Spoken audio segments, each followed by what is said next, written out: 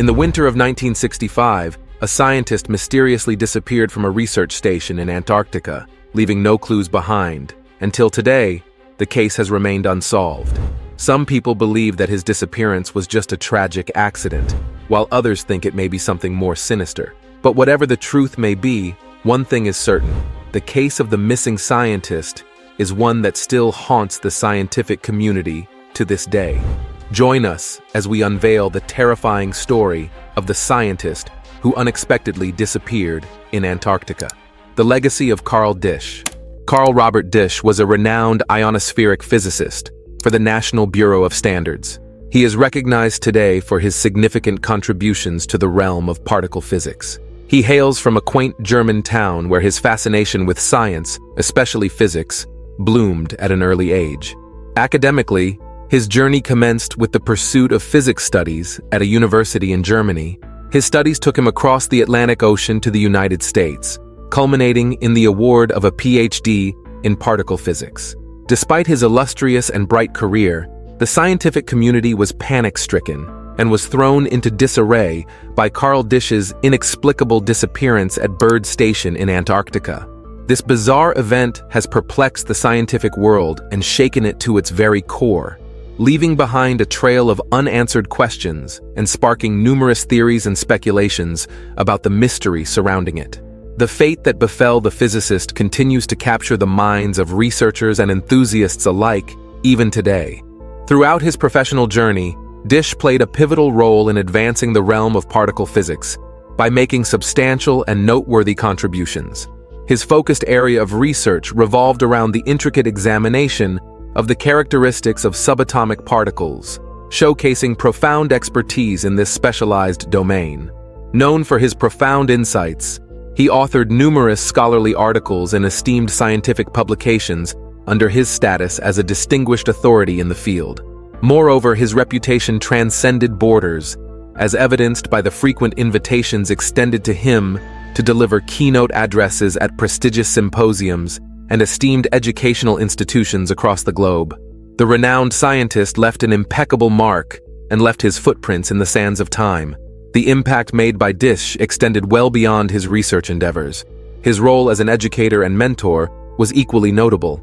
Widely known for his adept teaching abilities, he garnered admiration as a professor for his accessibility and profound knowledge. His dedication to shaping the future of the field was obvious in his commitment to nurturing budding physicists, earning him immense respect among his students. Apart from contributing significantly to the academic realm through his research, Disch's legacy includes a significant influence on aspiring physicists, exemplifying a profound dedication to both knowledge dissemination and mentorship. Byrd Station served as a secluded research outpost situated in one of the most extreme climate conditions worldwide. It was in this remote facility, known for its unforgiving environment, that Disch embarked on his research journey with great enthusiasm. Despite the harsh conditions that surrounded him, his determination and passion for his work remained unwavering as he delved into the complexities of his research upon his arrival at the Byrd Station. In addition to his research, Disch was also known for his teaching and mentorship skills. He was one of the popular professors who had an impeccable reputation for being approachable and knowledgeable. He was dedicated to fostering the next generation of physicists and was highly regarded by his students. Despite his awe-inspiring contributions to the world of science, the great mind could not be saved by his works, as he would mysteriously disappear forever. The tragedy in Antarctica.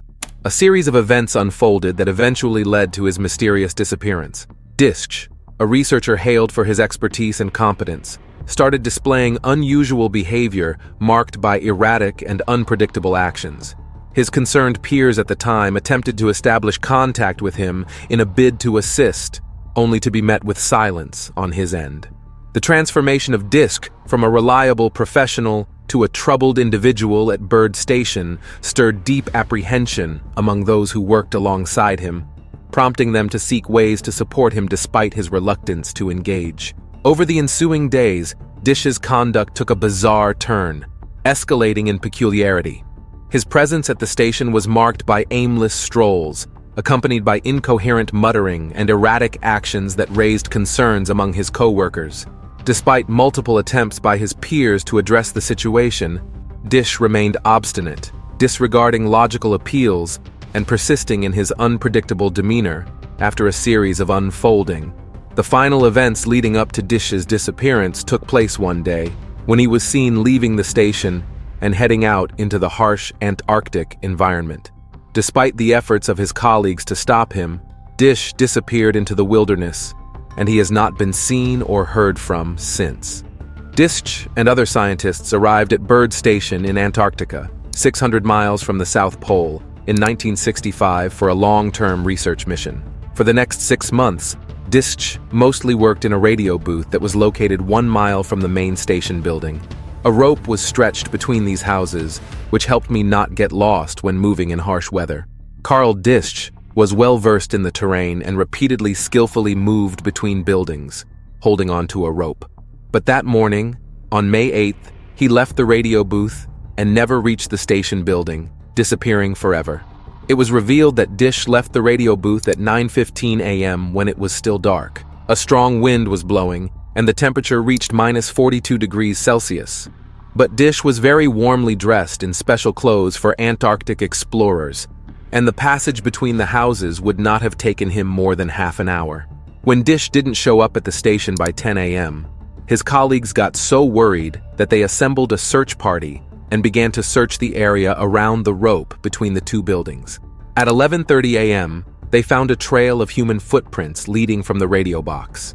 The tracks started at the foot of a ladder attached to the lodge, but instead of heading south along the rope, as one might expect, they headed west to the ski trail laid out by scientists. Disch's colleagues followed these tracks and followed them for about 4 miles before the tracks suddenly disappeared.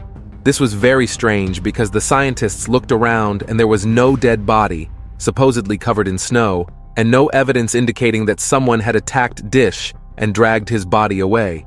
It also seemed odd that to a man who had been lost in a blizzard, Disch's trail of footprints didn't look like he was moving hesitantly back and forth in an attempt to find a direction to the station, but as if he were purposefully walking in one particular direction.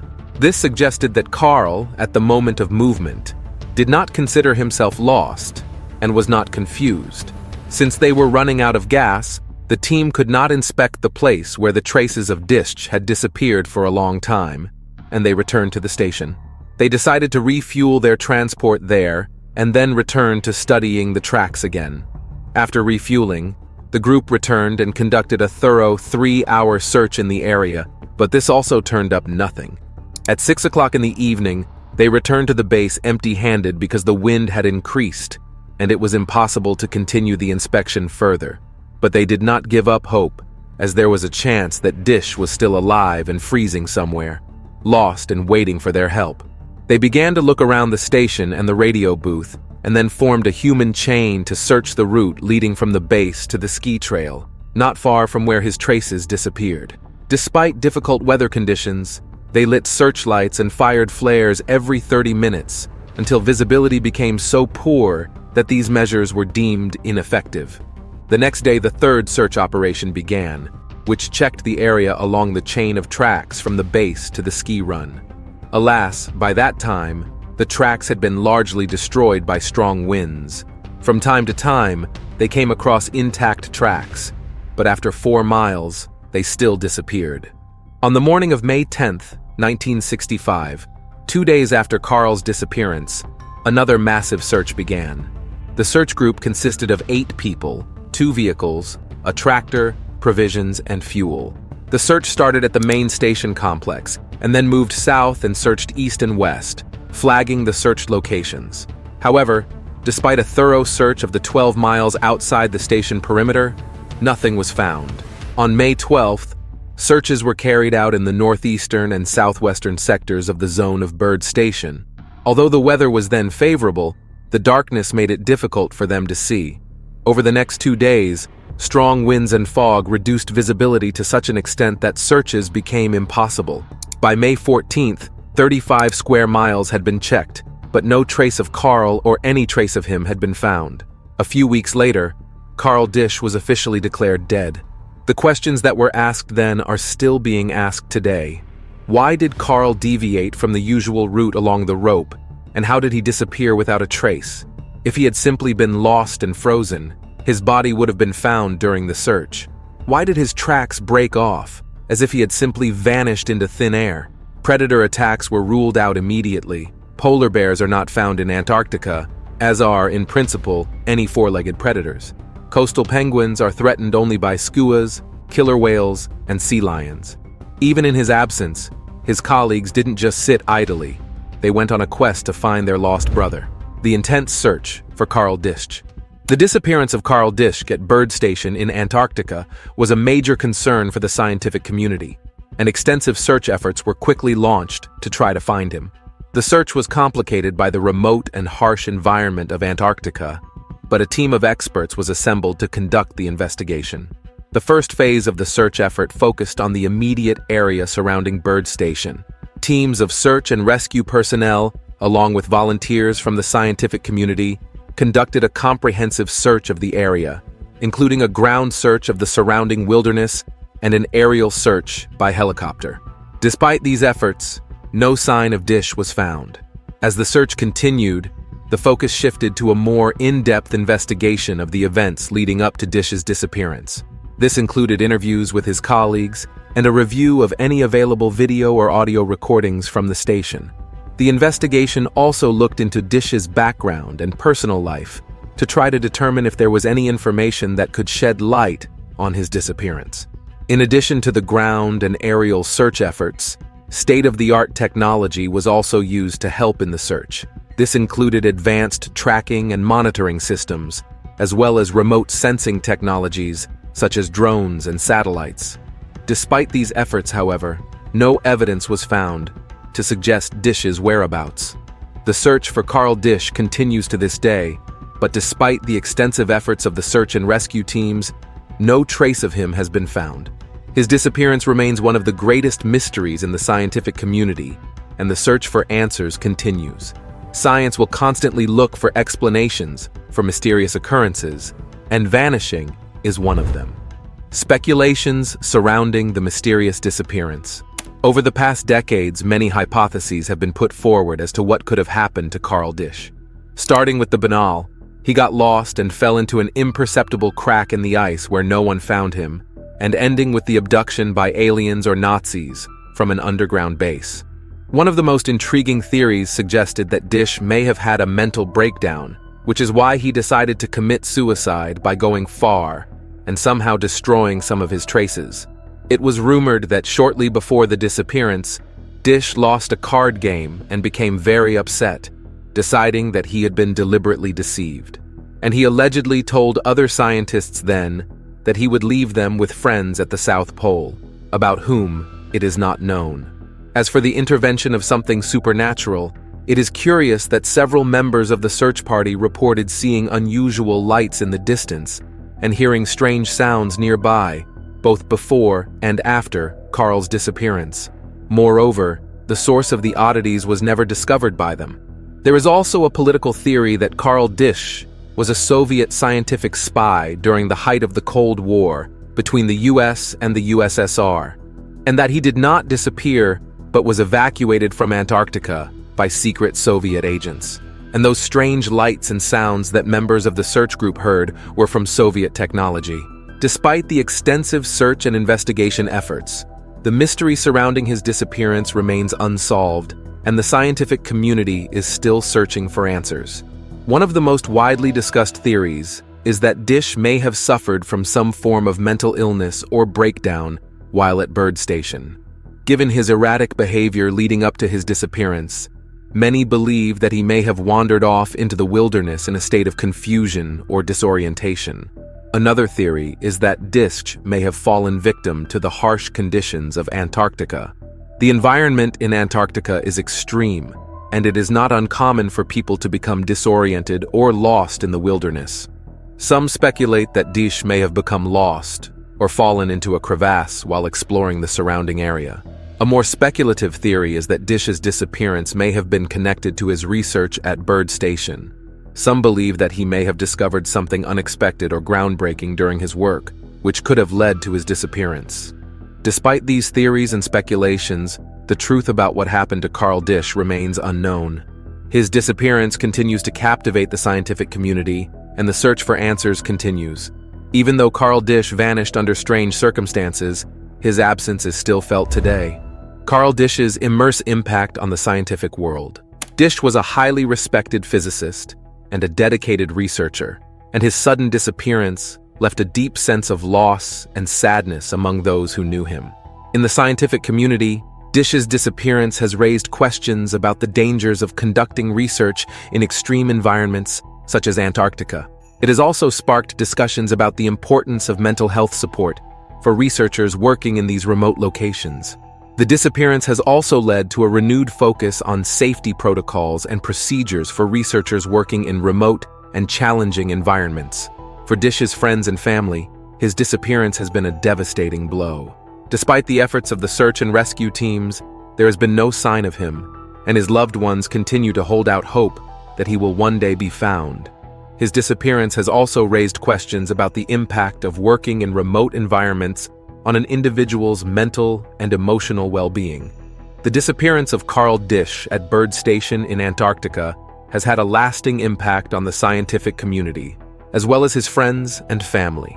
His legacy as a physicist and researcher continues to live on, and the search for answers about his disappearance continues. Disch's disappearance is mysterious, to say the least, but if you think he's the only scientist who has disappeared, you're grossly mistaken.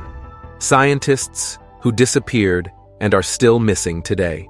While death on the job is a reality for a lot of professions, going missing on the job is a whole different matter and is a bit more unusual, unless one is a scientist with a job that involves exploration of remote places, trekking through the wilderness, or upsetting people with end-of-the-world theories, or if one just likes to go on crazy, exotic vacations alone.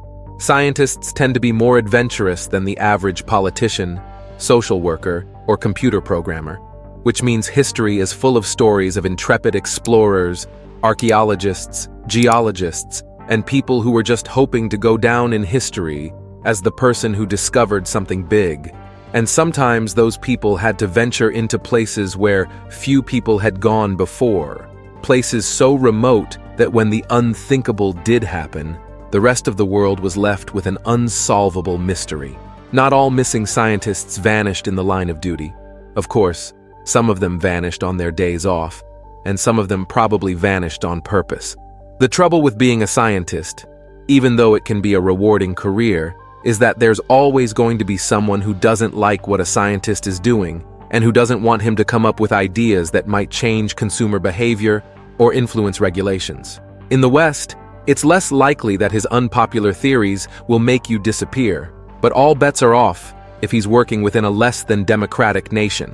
In 1985, according to Time, Vladimir Alexandrov, a Soviet physicist, was visiting Madrid when he suddenly vanished.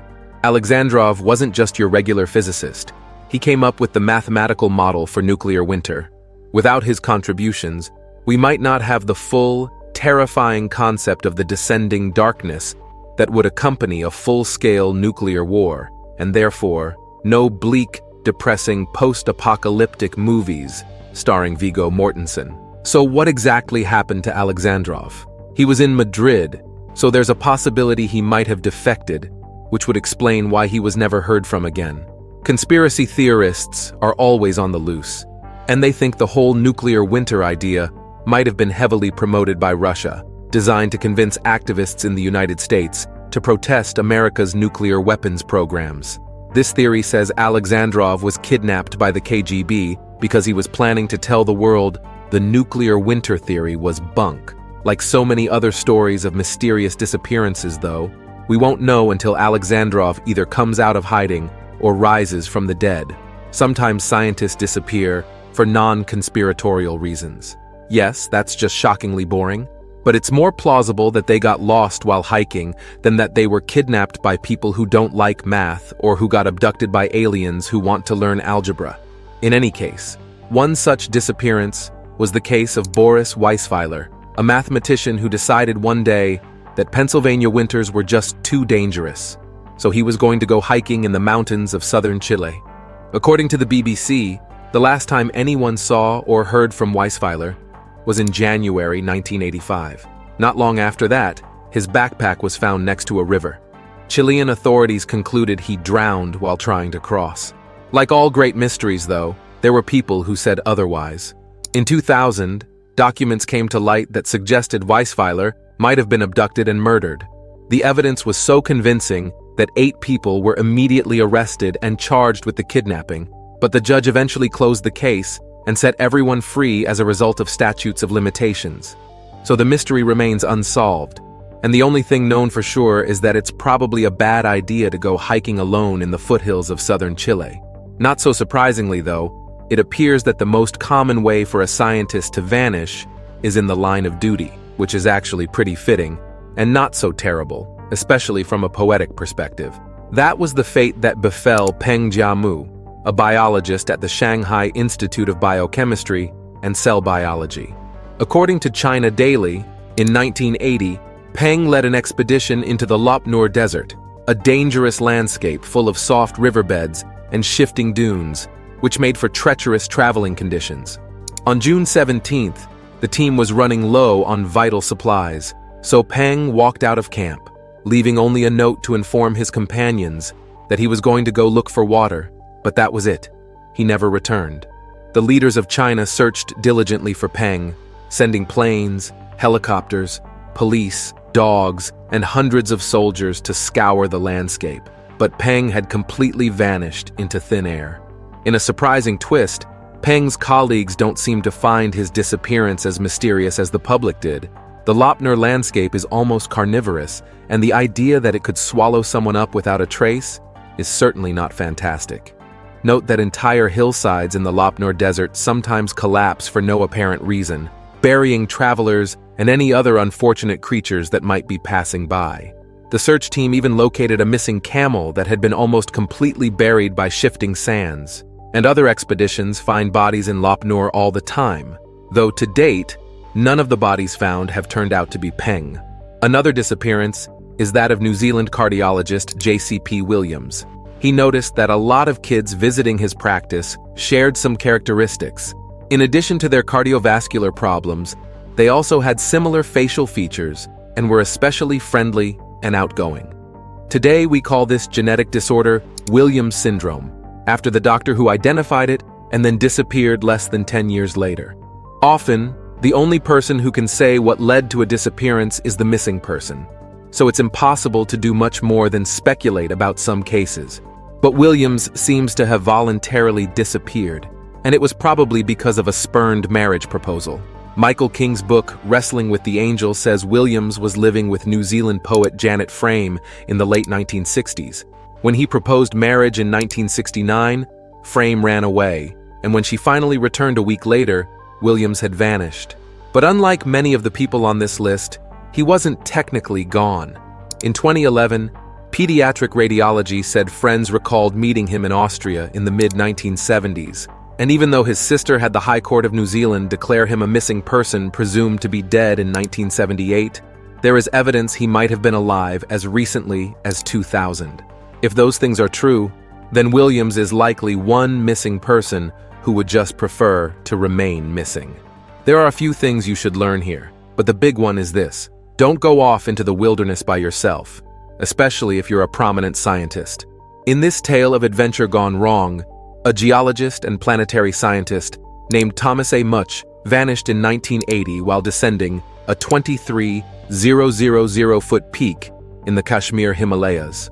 According to the American Alpine Club, he was last seen on a precarious ledge just after losing a crampon, which is kind of like an Iron Maiden for your shoes. He couldn't come down without the crampon, so one of his 2 companions went to find a spare, and when he returned, Much was gone. Before his disappearance, Much was the Associate Administrator for Space Science at NASA and the author of 2 books on the geology of the Moon and Mars.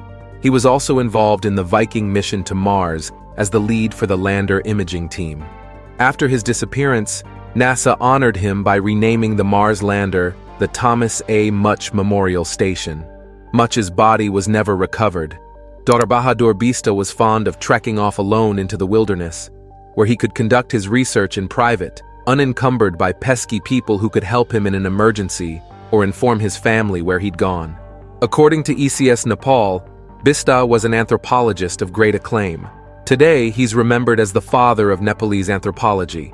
He was known for his work with Thakali traders in the upper Kali Gandaki River Valley and as a professor at Tribhuvan University in Nepal. In the weeks before his 1995 disappearance, friends said he was fretting over some negative responses to a book he'd just published. He had some enemies too, elites who were annoyed by his efforts to help empower lower-class Nepalese. He confided to one friend that he felt threatened and was considering leaving Nepal for his safety. Then, a few weeks later, he was seen boarding a bus. After that, his trail went cold. To be fair, he was known for doing research alone in remote places, but he was an anthropologist, so it's unlikely he would have been conducting research in places devoid of other humans. And he did tell his friend that he felt like his life was in danger, which seems incompatible with a solo trek into the wilderness. Hopefully that bus took him somewhere safe, and he lived the rest of his life studying the strange behavior of American tourists, a relatively safe scientific pursuit, comparatively speaking. Thank you for watching. Comment to share what you think in the comment section below. Remember to like and subscribe to see more videos.